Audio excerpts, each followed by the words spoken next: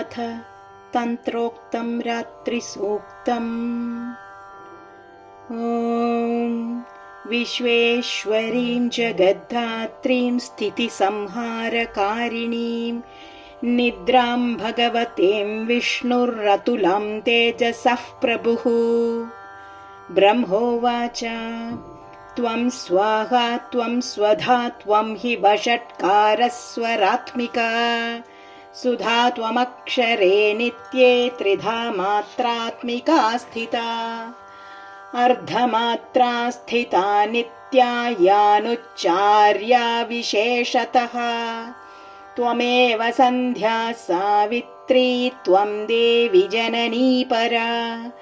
त्वयैतद्धार्यते विश्वं त्वयैतत्सृज्यते जगत् त्वयैतत्पाल्यते देवी त्वमत्सन्त्ये च सर्वदा विसृष्टौ सृष्टिरूपा त्वं स्थितिरूपा च पालने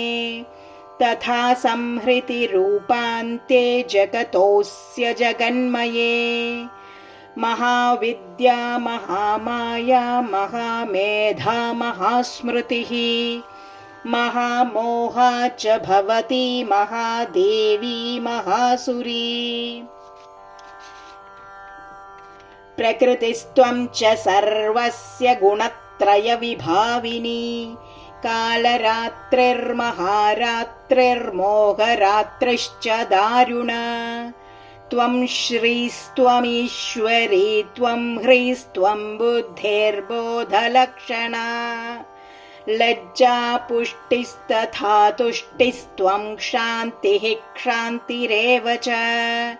खड्गिनी शूलिनी घोरा गदिनी चक्रिणी तथा शङ्खिनी चापिनी बाणभुषुण्डी परिगायुधा सौम्या सौम्यतरा शेषः सौम्येभ्यस्त्वति सुन्दरी परा पराणां परमत्वमेव परमेश्वरी यच्च किञ्चित् क्वचित् वस्तु सदसद्वाखिलात्मिके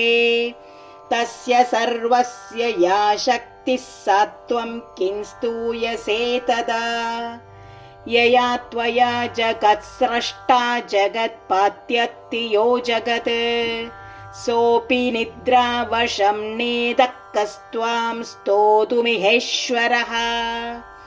विष्णुः शरीरग्रहणमहमीशान एव च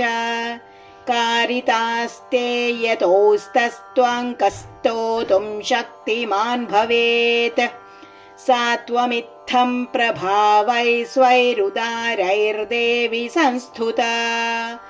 मोहयैतौ दुराधर्षवसुरौ मधुकैटभौ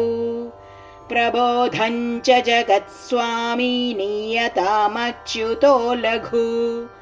बोधश्च क्रियतामस्य हन्तुमेतौ महासुरौ।